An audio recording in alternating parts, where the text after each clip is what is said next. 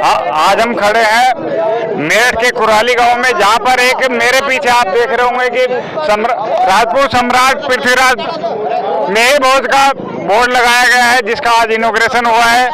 और मनोज चौहान जी के द्वारा इसका इनॉग्रेशन किया गया है, उनके द्वारा फीता काटा गया। जानते हैं उन्हीं से मेहिर भोज उनके जीवन में क्या महत्व रखते हैं और आगे की राजनीति जिस तरीके से चल रही थी, और मेहिर भोज को लेकर गुर्जर समाज भी अपना लगातार इस पर दावा कर रहा है, तो उसके बारे में इनका क्या कहना है? मैं मनोज चौहान कुराली, भारतीय सवर्ण महासभा प्रदेश अध्यक्ष, इस क्षेत्र का छोटा सा सेवक हूँ। और राजा मिहिर भोज पर जो राजा मिहिर भोज प्रतिहार एक क्षत्रियों का गोत्र है, और जिस मामले को लेकर के आज राजनीति हो रही है, मैं मानता हूं कि ये एक राजनीति है। महज राजनीति ही इसमें हो रही है। इसमें जातियों को बांटने का काम हो रहा है। राजा मिहिर भोज इतिहास एक गवाह है हमारा, हमें बताने की जरूरत नहीं है, हमें सफाई देने की जरूरत नहीं है। राजा मिहिर भोज प्रतिहार एक क्षत्रिय थे, राजपूत थे, और उन्होंने सैकड़ों युद्ध लड़े हैं और उनका नाम है। आज इस चीज़ को लेकर के इस तरह की राजनीति करना, उस पर गुर्जर लिखना या कि कोई और चीज़ लिखना, राजा मिहिर भोज प्रतिहार है और प्रतिहार रहेंगे। और मेरे गांव वालों ने आज ये कार्य किया है, मैं इनका सम्मानपूर्वक धन्यवाद करता हूं। और इस पर कोई राजनीति आगे ना हो। पहले भी जिस समय यहाँ मुगलों का शासन हुआ, आपको ज्ञात होगा पंकज जी, आप तो बहुत इस पर खोज करते हैं राजपूत समाज पर, तो उस समय मुगलों का जब शासन आया था तो 6 साल जो हमारा रिकॉर्ड था, जो हमारे ग्रंथ थे, जो हमारा इतिहास था, उसको जलाया गया था 6 साल। तो वो उसमें बहुत सारा फेरबदल किया गया। जैसे कि पृथ्वीराज चौहान अंतिम हिंदू सम्राट, हमारे हृदय के सम्राट पृथ्वीराज चौहान जी का जन्म तिथि एक्यूरेट नहीं है, सही नहीं है। 2 जन्म तिथि उनकी मनाई जाती हैं, तो वो जन्म तिथि बदल दी गई। आज इस युग में अगर ऐसा काम होता है तो अति निंदनीय है। समाज के साथ छेड़छाड़, इतिहास के साथ छेड़छाड़ अति निंदनीय है। मैं इसकी निंदा करता हूं कि राजाओं को लेकर के, जो हमारे योद्धाओं को लेकर के उन्हें जातियों में बांटना, राजाओं ने देश के लिए कुर्बानी दी है, उन्होंने एक विशेष जाति के लिए कुर्बानी नहीं दी है। ये सौभाग्य है हमारा, ये हमारा सौभाग्य है कि हम क्षत्रिय कुल में पैदा हुए और राजा मिहिर भोज प्रतिहार क्षत्रिय थे। अच्छा, जैसा कि मिहिर भोज जी के बारे में कहा गया है कि उनका एक छत्र अखंड भारत, जो कि जिसमें आज 14-15 देश और निकल चुके हैं, उस पूरे अखंड भारत पे उन्होंने एक छत्र शासन किया, हिमालय से लेकर के कन्याकुमारी तक, बंगाल तक। तो उस पूरे प्रकरण को लेकर के जैसे जैसे आप समाज में अपने समाज के अंदर, राजपूत समाज के अंदर किस तरह की भ्रांतियां देख रहे हैं, और नालंदा विश्वविद्यालय जिसकी अग्नि लगातार जलती रही, जिसपे पूरा का पूरा इतिहास हमारा जलाकर राख कर दिया गया था, इसके बारे में आप क्या कहेंगे कि ये मुगलों द्वारा और उसके बाद फिर अंग्रेजों द्वारा जिस तरह से हमारे इतिहास के साथ छेड़छाड़ की गई है, उस पर आप क्या कहेंगे? देखिएगा पंकज जी, इसमें कोई दो राय नहीं है कि देश की सीमाओं की रक्षा के लिए आज भी और कल भी और परसों भी, और जो जाने वाला कल है वो भी, इसमें कोई शक नहीं है कि क्षत्रियों ने देश की सीमाओं पर रक्षा की है। और ये इतिहास गवाह है। इतिहास को हम पढ़ते हैं, हमारे जो युवा साथी खड़े हैं यहाँ पर, इन्होंने इतिहास, ये भी इतिहास पढ़ रहे हैं, मैं भी इतिहास पढ़ा हूँ, आपने भी इतिहास पढ़ा है। तो एक छत्र राज था, और उस एक छत्र राज को करने के लिए हमें एकजुट होना पड़ा, और इन्होंने एक छत्र राज किया, इसमें कोई शक नहीं है। और जब जब शासनकाल बदले हिंदुस्तान के, तब उन शासनकाल के कुछ, मैं तो कहूँगा वो बुद्धिहीनों ने इतिहास के साथ छेड़छाड़ की है, और राजपूतों को, उनकी शक्ति को, उनके कार्यों को कम करने का काम किया है। मिहिर भोज द्वारा जैसे लगातार उसमें कई मंदिरों का, हिंदू मंदिरों का निर्माण किया गया था, और उसमें एक सोमनाथ का मंदिर भी एक था जी।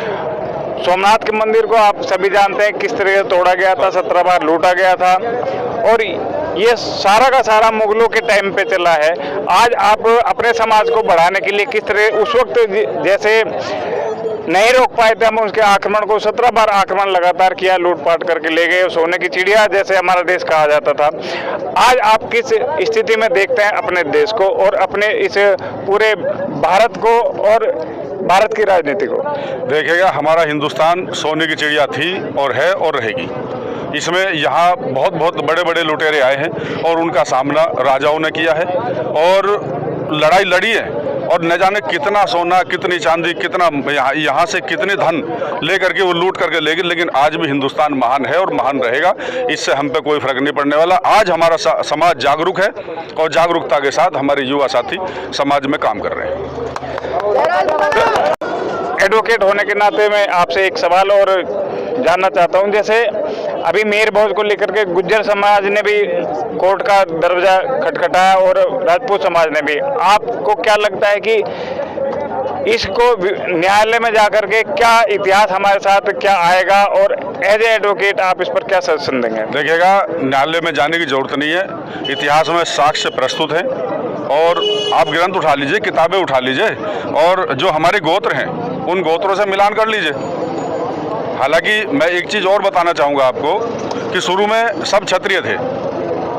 मेरा तो मानना ये है कि सब क्षत्रिय थे और इनमें आपस में फूट की वजह से ये इनके पार्ट हुए हैं। गुजरों में भी चौहान हैं, राणा हैं, तोमर हैं। ऐसी जाटों में चौहान हैं, तोमर हैं, राणा हैं। हमारे जाटों का एक क्षेत्र पड़ता है यहाँ पर आपका बड़ोद साइड में हमारे बहुत सारे गांव हैं जो जाट चौहान लिखते हैं और उनका गोत्र भी बच्चस है। हम वत्स और बच्चस एक ही बात है, उनका गोत्र भी वही है। तो इसमें कतई कोई शक की वो गुंजाइश नहीं है कि ये क्षत्रियों की ही शाखाएं हैं। अच्छा, जिस तरीके से हम यदि इतिहास पे नज़र डालें तो 7 ऋषियों की संतान सभी माने गए हैं कुल मिलाकर के। तो उस हिसाब से तो सारे के सारे पंडित हुए और उसके बाद ये क्षत्रिय हुए, उसके बाद राजपूत हुए। तो पूरा देश को हम क्या पंडित मान लें क्योंकि सब ऋषियों की संतान है? देखिएगा, ये आपने बहुत लंबी बात कर दी, इसे मैं थोड़ा सूक्ष्म कर दूं। मनु ऋषि की 4 संतानें थी। वर्ण व्यवस्था बनानी पड़ी, आज भी वर्ण व्यवस्था बनाई जाती है। अगर एक घर में 4 बेटे हैं तो सबको अलग अलग काम दिया जाता है। चारों बेटे खेती नहीं करते, चारों बेटे दुकान नहीं चलाते, चारों बेटे नौकरी नहीं करते। तो उस समय इन्हें 4 वर्णों में बांटा गया है। एक में क्षत्रिय कर दिए, एक में ब्राह्मण कर दिया, एक में शूद्र कर दिया और एक में वैश्य कर दिया। ये 4 वर्णों का उस टाइम गठन हुआ है। तो इसमें कहीं भी कोई वो नहीं है, इसे बिना वजह की तूल दिया जा रहा है।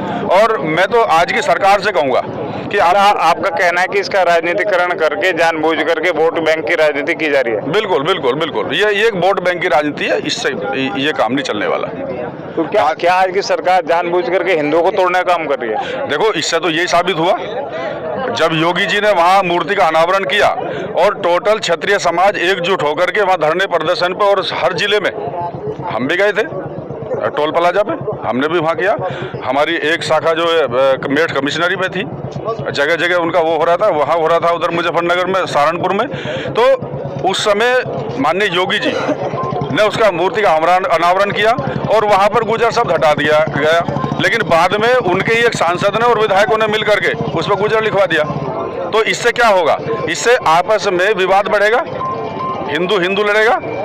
तो ये एक लड़ाई का कारण बना दिया। इसको, इस स्थिति को हमारी सरकारों को स्पष्ट करना चाहिए। वो तो उनके पास तो इतिहासकार भी हैं, वकील भी हैं, सारी चीज़ उनके पास मौजूद है। आपस में हिंदू लड़ेगा तो फिर क्या होगा? इस देश का कैसे भला होगा? तो ये बताना चाहता हूँ कि धरती है किसकी? ये धरती महर्षि अगस्त की जो पी गए समुंदर को, ये धरती दाहिर सैन की जो कासिम के आघात को सीने पर झेला करते हैं, धरती शकुंतला पुत्र की जो बालपन में सिंहों से खेला करते हैं। धरती नहीं है किसी बाबर, हुमायूं या अफजल गुरु के बाप की, धरती है वीर शिवा और महाराणा प्रताप की। जय राम खुदाना। बहुत बढ़िया। एक और युवा हमारे बीच खड़े हैं, जानते हैं इनसे। नाम? भीम चौहान। आप आज यहाँ क्यों खड़े हैं कि इसे मेयर भोज को लेकर के आप जो आज यहाँ आए हैं इनको समर्थन दे रहे हैं? तो क्या उद्देश्य है आपका? उद्देश्य ये है कि हमारे जो पृथ्वीराज चौहान थे हमारे वंशज थे, और इसके बाद में क्या नाम है, दूसरे अपने और बिरादरी के लोग हमारे पृथ्वीराज चौहान को अपना बिरादरी का बता रहे हैं, पर ये गलत है। तो आप इस पर अब क्या प्रतिक्रिया करेंगे? क्या मतलब समाज के लिए क्या मैसेज देना चाह रहे हैं? समाज के लिए प्रति देना चाहता हूँ, जो हमारे चौहान भाई हैं इस बात का विरोध करें और आपस में भाईचारा बना कर रखें। ये मेयर भोज की मूर्ति को लेकर के और आज के इतिहास चोरी का जो मामला चला है उसको लेकर के क्या कहना चाहता है? देखिए, हमारा जो भी अभी तक का इतिहास रहा है, राजपूत समाज ने कभी भी किसी भी समाज को ना तो नीचा दिखाया है, ना उसका बहिष्कार किया है। हमारा समाज सभी धर्मों को और सभी जातियों को लेकर एक साथ चला है। आज आप अपना हमारा जितना भी पीछे का इतिहास देखेंगे, जितने भी हमारे राजा महाराजा और महापुरुष हुए हैं, उन्होंने सभी समाज को इकट्ठा लेके चले हैं। ये तो आज कुछ लोग हैं जो समाज को बांट रहे हैं और एक दूसरे के लिए नीचा दिखाने के लिए अपशब्द बोल रहे हैं। ये सभी समाज में हर तरह के आदमी मिलेंगे जो एक दूसरे को नीचा दिखाने के लिए अपने आप को ये समझते हैं कि हम ही समाज के ठेकेदार हैं। कुछ भी बोल देंगे, उससे होगा कुछ नहीं। ये एक द्वेष भावना फैलेगी और समाज बटेगा। ये दंगा फसाद लड़ाई झगड़ा इनसे यही हासिल होगा। जो हमारा समाज है वो हमारा ही रहेगा। सभी को पता है कि प्रतिहार वंश के जो हमारे राजा हैं, जो हृदय सम्राट हैं मिहिर भोज जी, वो कोई दूसरी जाति उनको कैसे छीन लेगी। दूसरी बिरादरी जो ये आज एक नया टैग लगा रही है कि ये हमारे पूर्वज हैं, क्या इन्हें अभी पता चला है कि ये इनके पूर्वज हैं? राजपूत समाज का बच्चा जब छोटा पैदा हुआ था तभी से उसको पता चलना शुरू हो गया कि हमारे समाज के कौन कौन महाराजा हैं, कौन कौन महापुरुष हैं। इन लोगों को आज पता चल रहा है कि हमारे पुरुष के कौन से राजा हैं। तो ये सब समाज को बांटने का और एक दूसरे को नीचा दिखाने के लिए सब किया जा रहा है। कौन कर रहा है ये षड्यंत्र? देखो, षड्यंत्र तो ये एक कुछ समाज के असामाजिक तत्व हैं जो एक दूसरे को बरगला रहे हैं और एक दूसरे के लिए बोल रहे हैं कि भाई आप ये करोगे तो